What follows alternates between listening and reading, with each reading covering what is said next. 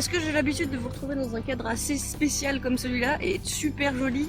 Non, et croyez-moi, ça n'arrivera pas de sitôt. Mais bref, avant de commencer cette vidéo, je vous demanderai deux choses, mes petites boulettes de riz. La première, c'est d'oublier ma vieille gueule dans cette vidéo. Je suis désolée, je me suis levée archi tôt pour filmer, genre là il est 6h du matin pour avoir une plage sans personne, et c'est raté parce qu'il y a une petite mamie qui promène son chien juste là-bas, donc peut-être que vous la verrez derrière dans ma vidéo.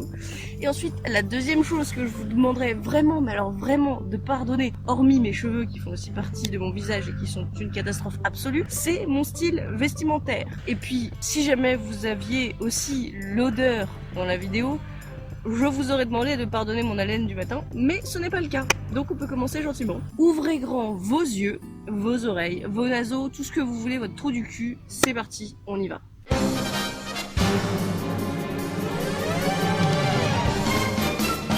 Alors pour ceux qui regardent mes vidéos depuis archi longtemps, c'est-à-dire à peu près 5 personnes, et ceux qui ont osé rejoindre ma chaîne et regarder toutes mes anciennes vidéos, c'est-à-dire à peu près une dizaine de personnes, ceux-là je les remercie et je leur fais un bisou sur les deux fesses, mais c'est pas ça le propos. En fait, je voudrais vous dire que oui, ça y est, un de vos plus grands vœux est exaucé, je refais des vidéos de l'inspiration au voyage sur Pokémon. Mais alors attention, je sais, vous auriez voulu que je continue mon aventure à Kanto, parce que pour ceux qui ne sauraient pas, je suis partie à Kanto, au Japon, pour filmer tout ce qui était en rapport avec la région de Kanto dans Pokémon. C'est bon, vous suivez, vous avez compris le micmac. Et donc logiquement, là normalement si je fais des vidéos de l'inspiration au voyage sur Pokémon, je serais censée proposer des épisodes sur Johto. Sauf que je vais vous le dire, entre deux yeux là, entre ma caméra et moi, j'ai pas du tout eu le temps de les faire, de les préparer. Ils sont en cours de montage, en préparation. Vous inquiétez pas, ça arrive, ça arrivera. Hein, c'est sûr, c'est très certain, mais pas tout de suite. Et donc je me suis dit, qu'est-ce que je peux utiliser pour remplir le milieu de ça, d'attendre entre Kanto et Johto?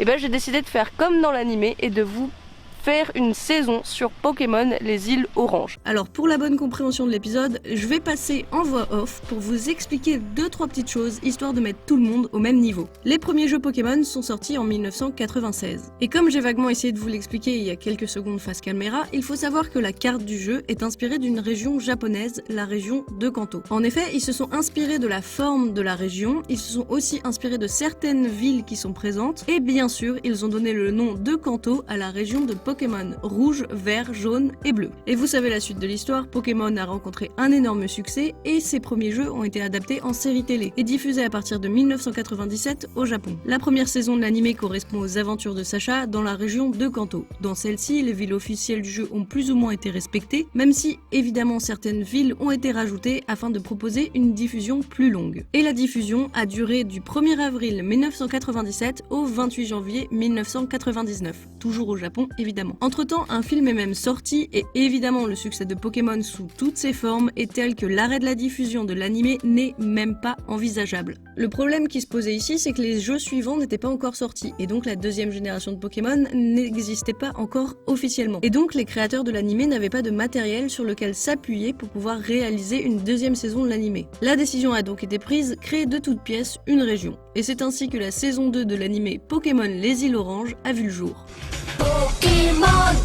La carte de cette région est uniquement constituée d'îles. Il y a 4 champions d'arène et une ligue Pokémon. Et ce qui est pratique avec cette idée d'une carte qui est entièrement constituée d'îles, c'est que cela n'a pas porté préjudice à la carte officielle du jeu, vu que ce sont des îles et qu'elles peuvent donc être représentées absolument n'importe où sur une carte dans la mer. Et bien évidemment, cette façon de procéder, c'était beaucoup plus logique que d'imaginer une région qui serait localisée juste à côté de Kanto, parce que ça aurait fait juste trop bizarre dans ce cas de ne jamais avoir de jeux vidéo dessus. Et même pour tout vous dire, pendant longtemps, ces îles n'ont pas eu de localisation officielle. Et ce n'est que pour la sortie DVD de Pokémon les îles Orange qu'une carte a été fournie avec. Sur celle-ci, il était représenté tous les éléments de la série Pokémon au Japon, avec une localisation des différents épisodes, des films et certains événements. Et si vous observez bien, les îles Orange ont été placées en dessous des îles Sévi. Alors là, je vais encore faire une parenthèse, et ça va peut-être vous embêter toutes ces précisions, mais les îles Sévi, c'était des îles officielles qui se trouvaient dans Pokémon Rouge, Feu et Vert-Feuille, et qui sont localisées sous la région de Kanto. Mais du coup, quand on regarde cette carte, ou d'autres qui sont réalisées par des fans, moi je trouve que les îles oranges font vraiment tâche. Elles ont pas du tout l'air d'être à leur place et c'est un petit peu bizarre comment elles sont amassées comme ça en espèce de gros tas. Et en plus je trouvais vraiment pas ça logique que contrairement à tous les opus de la licence, cette région et donc ces îles ne soient pas inspirées de réelles îles. Et donc ni une ni deux, une petite graine a germé dans ma tête et je me suis dit et si je faisais moi-même mes propres recherches. Donc oui, vous l'aurez compris, si je suis ici sur cette île, c'est parce qu'elle est en rapport avec Pokémon, les îles oranges. Et où est-ce que je suis très exactement ? Eh bien je suis sur l'île de Hakata. Alors il faut savoir que c'est localisé dans la mer intérieure du Japon et elle est localisée entre plusieurs îles et toutes ces îles sont reliées ensemble par des ponts. Et ces ponts sont praticables à vélo et c'est comme ça qu'on est venu. Et pour ça, je vais vous montrer à quoi ressemblent les ponts dans à peu près juste 5 secondes. Juste accrochez-vous, attention.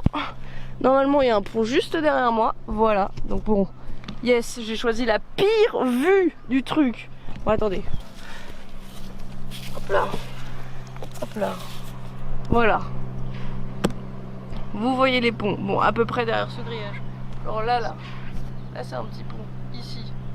Bon, au montage, je vais vous mettre des meilleures images parce que là, c'est vraiment affreux. J'ai fait le zoom sur un grillage. Non mais pire youtubeuse du monde. C'est catastrophique. Alors bien sûr, vous commencez à me connaître, mais si je vous parle de ces ponts, c'est pas juste comme ça. Là encore, et peut-être que ça va vous embêter, mais il faut que je vous précise 2-3 petites choses. Non, dans cette vidéo, je ne peux pas et je ne vais pas vous parler de toutes les îles oranges. Donc j'ai simplement sélectionné 7 îles qui sont visibles dans l'épisode 14 intitulé L'aventure vitaminée. Nous approchons des fameuses 7 îles Pamplemousse. Les 7 îles Pamplemousse? Oui, toutes ces îles sont recouvertes de pamplemoussiers et je crois que nous tombons au bon moment. En cette saison, les pamplemousses sont mûrs.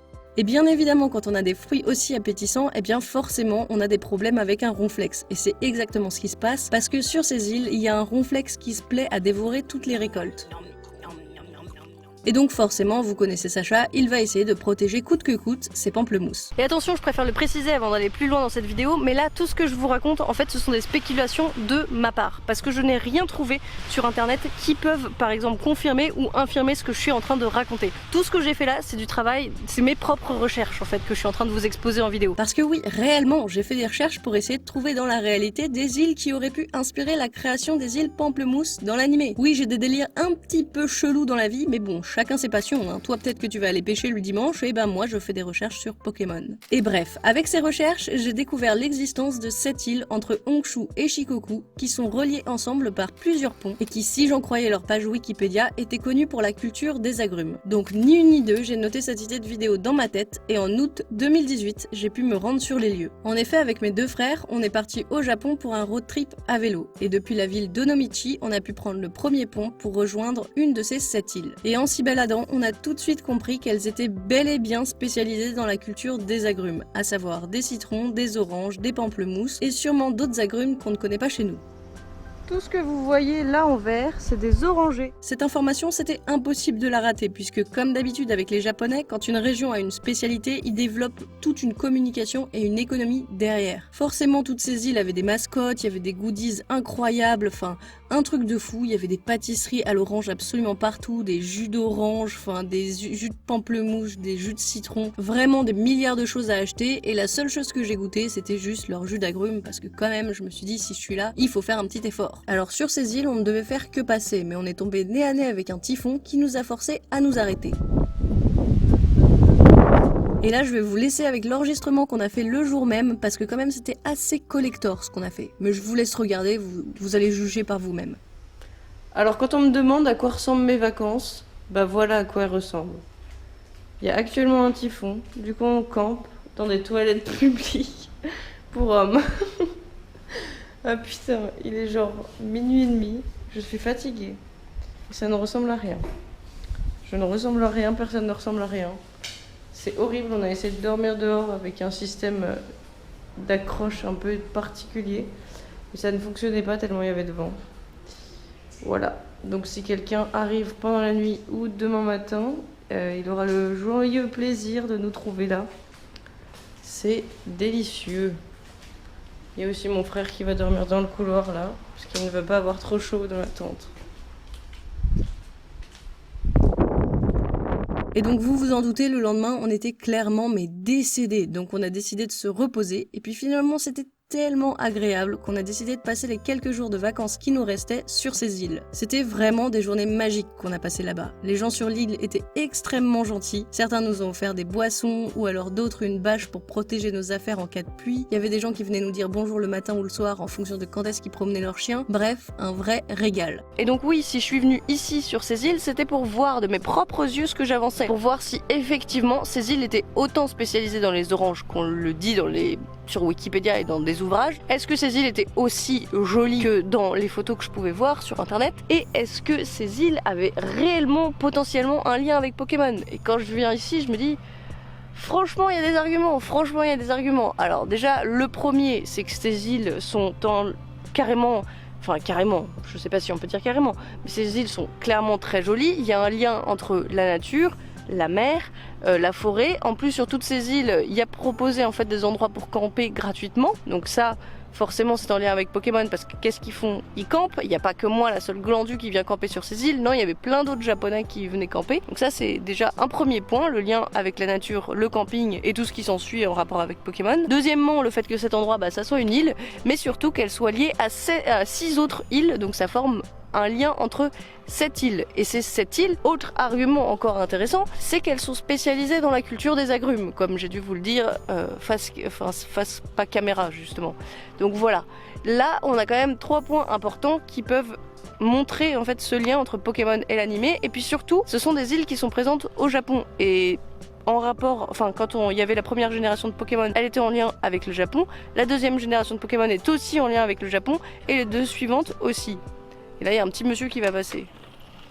Voilà, nickel. Donc, forcément, moi je pense que les gens qui ont créé l'animé Pokémon, ils voulaient retrouver cette chose qui était dans le jeu, en fait, qui était carrément japonaise. C'était inspiré de régions japonaises. Et donc, pour ça, ils ont décidé de prendre des îles plutôt connues au Japon. Parce que déjà, si elles sont connues, elles sont plus faciles d'accès. Et peut-être qu'ils se sont simplement inspirés de certaines images, de certaines choses, de certaines rumeurs. Ou peut-être qu'un des mecs de l'animé est venu passer des vacances ici et il s'est dit putain ce serait trop génial. Parce que oui, quand tu vois une montagne comme ça, une montagne pareille, une faune pareille, tu te dis forcément si j'étais dresseur Pokémon je viendrais ici. Non mais c'est sûr, c'est sûr. On a passé notre meilleure vie sur ces îles, surtout que c'était un peu la récompense après avoir pédalé plus de 500 km sur l'archipel japonais.